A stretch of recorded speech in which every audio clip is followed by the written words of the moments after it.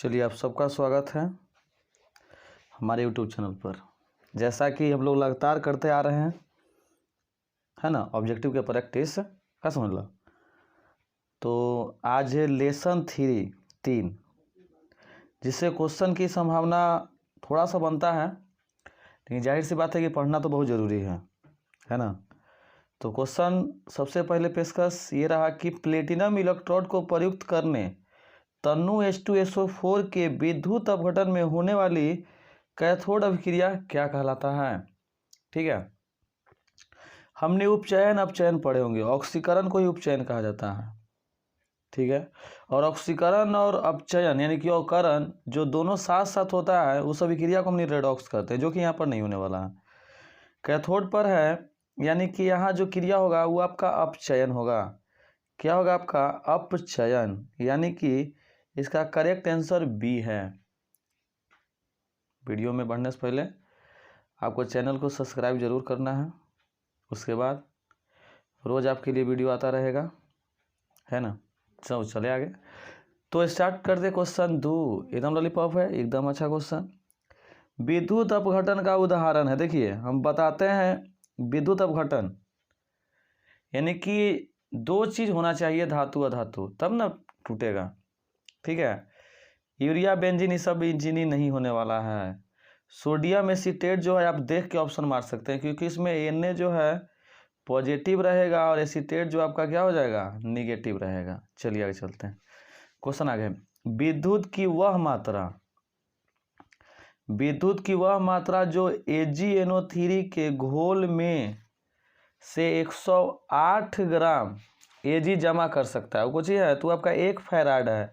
देखिए, क्वेश्चन जो है रट जाना है आपको, फिर उसके बाद और भी आगे लाया जाएगा। चलिए आगे देखते हैं, कार्यक्रम आगे चालू से, ठीक है, सब्सक्राइब जरूर करना है आपको।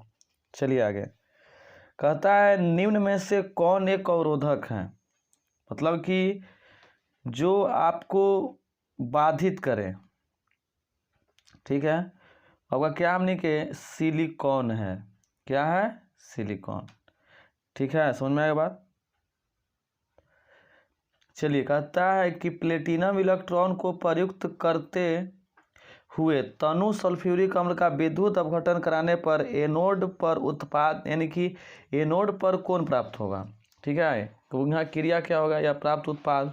ठीक है, तो आपका देखो, उस पर हुआ था अपचयन, तो इस पर उपचयन, यानी कि इसमें आपको ऑक्सीकरण। देखिए, क्वेश्चन वही है, थोड़ा सा एक्सचेंज कर दे रहा है। कहता है तनु H2SO4 के विद्युत अपघटन में प्लेटिनम इलेक्ट्रोड पर प्रयोग करने पर एनोड पर कौन सा गैस मुक्त होगा। देखिए, H2SO4 है ना, तो H2SO4 पे गर्म करना है, तो उस पर कौन सा गैस हमनी के मुक्त होगा, ये हमनी के बताना है। ठीक है, तो वहां पर आपको ऑक्सीजन गैस मुक्त हो जाएगा। क्या हो जाएगा? ऑक्सीजन। चलिए आगे, तनु H2SO4 के विद्युत अपघटन में एनोड पर क्या मुक्त होता है। तनु जो H2SO4 है के विद्युत अपघटन पर एनोड पर क्या मुक्त होता है। ठीक है,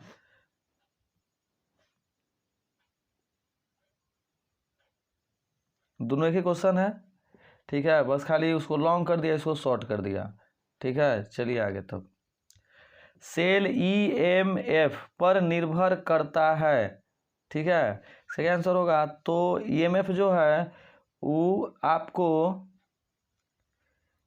ताप पर निर्भर करता है। किस पर निर्भर करता है? ताप पे। चलिए आगे, देखिए क्वेश्चन है एकदम हल्का। 1 फैराड होता है, यानी कि 1 फैराड में कितना होता है, तो 96,500 कूलम।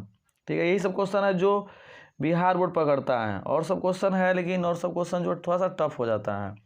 ठीक है, जो नहीं पकड़ पाता है इस चैप्टर से, बहुत कम क्वेश्चन इस चैप्टर से पकड़ता है। देखिए, देखा जाए तो इतिहास गवाह है कर।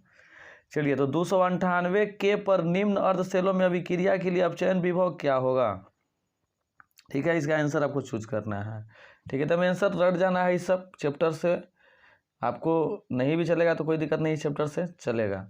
ठीक है, हमने के उतना नंबर आ जाएगा, क्योंकि उतना ही चैप्टर नहीं है। देखिए 11, 298 केल्विन पर KCl के 15 M विलियन की मोलर चालकता तब क्या होगी। ये सब कोई क्वेश्चन पूछने वाला नहीं है। ठीक है, बस शर्तें है कि फॉर्मेलिटी तो निभाना हमने के है ना, ये चलते हैं सब, इतना क्वेश्चन है। ठीक है, चलिए तो 11 के सी आंसर होगा, यानी कि 101।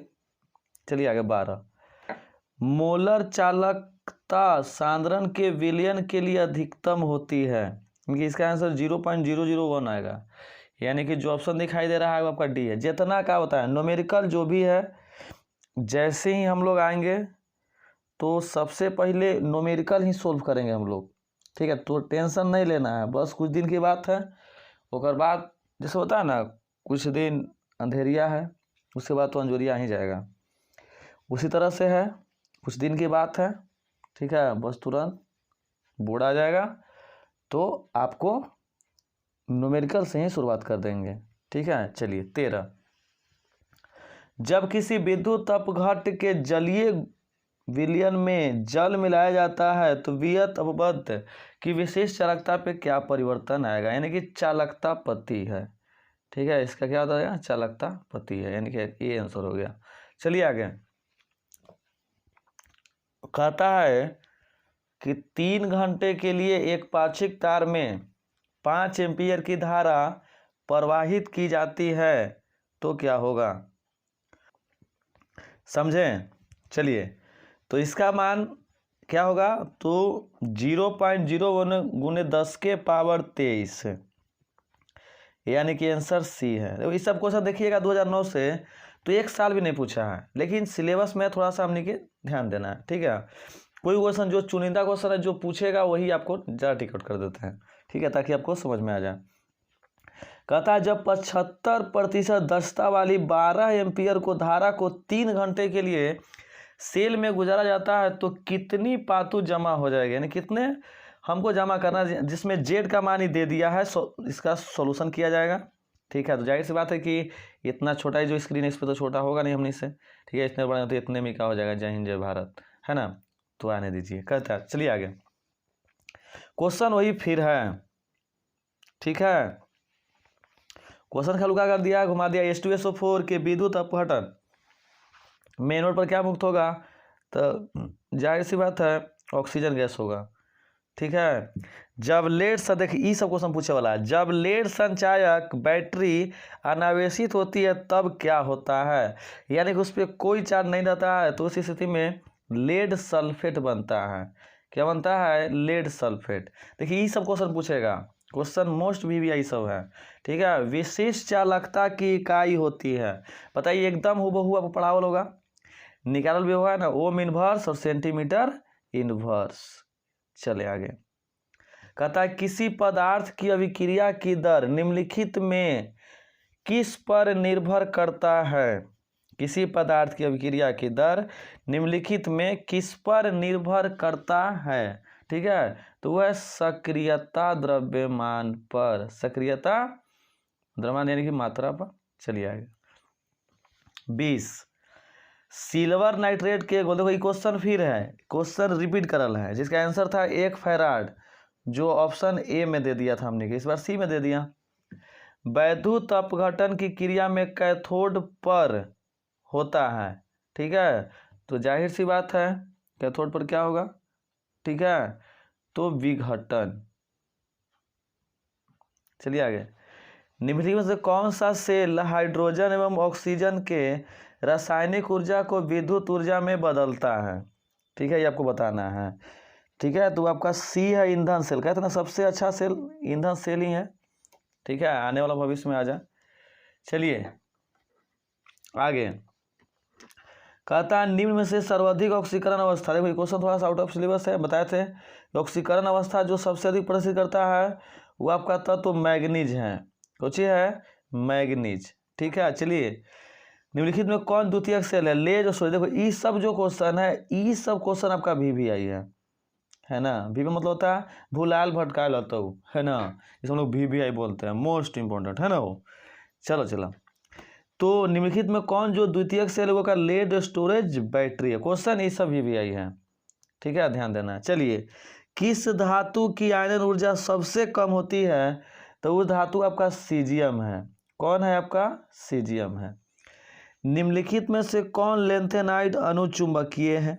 ठीक है, तो आपका EU2+ है। देखो थोड़ा सा क्वेश्चन एक्स्ट्रा भी आ गया इसमें। क्वेश्चन बनाना, निम्नलिखित में किस धातु के लवण जलीय विलयन के विद्युत विच्छेदन से धातु प्राप्त किया जा सकता है, निम्नलिखित में से। ठीक है, चलिए तो उसका आंसर आपका चांदी है, यानी कि Ag आहू Ag है ना। चलिए, निम्न आयनों में सबसे प्रबल अपचायक कौन है? ठीक है, जाहिर सी बात है कि आयोडीन सबसे नीचे होता है ना, फिर कल बाहर आई आंटी, तो आंटी कहाँ थे? नीचे थे। ठीक है, चलिए ये सब क्वेश्चन पूछे वाला है। ठीक है, सेल स्थिरांक की इकाई होता है तो सेंटीमीटर इनवर्स। ठीक है, सेंटीमीटर इनवर्स। चलिए, यानी कि फैराडे के विद्युत अपघटन नियम निम्न में से किससे संबंधित है? ठीक है, तो वो है इलेक्ट्रोड के समतुल्य भार, है ना, ये था ना जेड वाला ये सब। चलिए आगे, हाइड्रोजन ऑक्सीजन ईंधन सेल में हाइड्रोजन के दहन होता है। ठीक है, तो दो इलेक्ट्रॉन ठीक है, जो इलेक्ट्रॉन होता है के बीच के विभवांतर, दो इलेक्ट्रोड के बीच के विभवांतर, एकदम ध्यान से पढ़ना। ठीक है, टेंशन नहीं लेना, हमने चलेगा, बहुत समय भी है। चलिए, कहता है क्वेश्चन नंबर 32, ताप में वृद्धि के साथ धातु की चालकता।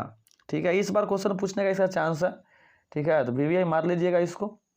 ठीक है, बोला आयल भटकायल अथवा एक फुल फॉर्म हुआ है ना। चलिए आगे, 33 क्वेश्चन कहता है कि चालक की चालकता एवं प्रतिरोध निम्न में से यानी निम्नलिखित में से किस प्रकार संबंधित है? C = 1/R। ठीक है, इससे क्या हमने क्या है, यह संबंधित है। ठीक है, चलिए 33 आते हैं आगे 34। ठीक है, देखिए, वह उपकरण जिसमें ईंधन जैसे हाइड्रोजन और मीथेन के दहन ऊर्जा वाहक सीधे विद्युत ऊर्जा को परिवर्तित किया जाता है, उसे क्या कहते हैं? अपनी अब क्या होता है, टटके चला है ना, ईंधन सेल। क्या होता है? ईंधन सेल। चलिए आगे, कहता है फैराडे के विद्युत विच्छेदन के द्वितीय नियम क्या है? तो विद्युत समतुल्य भार। ठीक है, सब याद है, ये सब क्वेश्चन पूछे वाला आपको है। ठीक है, निम्नलिखित में से एक आयनिक यौगिक है। देखिए, आयनिक में बताएं आपको कि एक पॉजिटिव और एक निगेटिव होना चाहिए, तो पॉजिटिव और निगेटिव जो है आपको दिखाई दे रहा है सोडियम नाइट्रेटे है। ठीक है, तो आंसर हो गया। चलिए 37 कहता है, निम्न में से वह कौन सा सही क्रम है जिसमें धातु उनके लवणों के विलयन से एक दूसरे को विस्थापित करते हैं? देखो आपको MgL, देखो कहते हैं ना कि लिखवा कहे सिरकाना से मग आयल हो। ठीक है, देखो मग, तो Mg जो है वो मग हो गया, मग आयल हो, मनजन कर। ठीक है, तो में तो एम नहीं है, Zn है, तो मनजन कर, सिर नहीं है। फेकड कोनी मतलब कि Fe आ Cu MnAl Zn Fe, मग आयल हो मंजन कर फेकड कोनी, यानी कि आंसर कहाँ गया हमने के? C हो गया। समझ गए? चलिए आइए 38, मानक हाइड्रोजन इलेक्ट्रोड में शून्य विभव होता है क्योंकि। ठीक है, तो इलेक्ट्रोड विभव का मान क्या हो जाएगा हमने के? शून्य हो जाएगा, यानी कि आंसर C हो गया।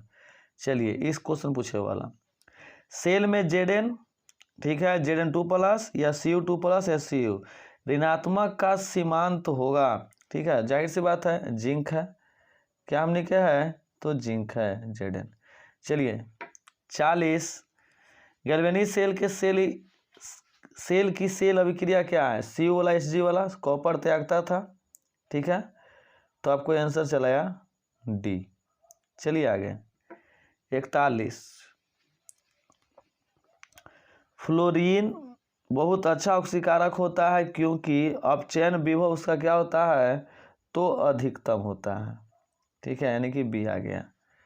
चलिए 42, एक निश्चित रेडॉक्स अभिक्रिया के लिए E धनात्मक है, इसका अर्थ वह है कि, है ना, तो E क्या है? ΔG गायब, K के मान 1 से क्या हो जाएगा? अधिक।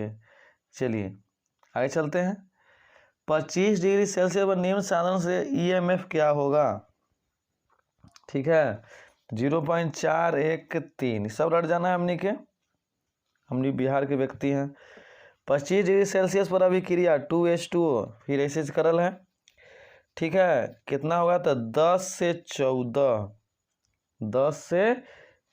चलिए, सेल अभिक्रिया स्वतः होती है जब डेल्टा G नॉट ऋणात्मक होता है। चैनल को आपको क्या करना है, सब्सक्राइब करना है, अपने दोस्तों में शेयर करना है, ठीक है। तब तक के लिए जय हिंद।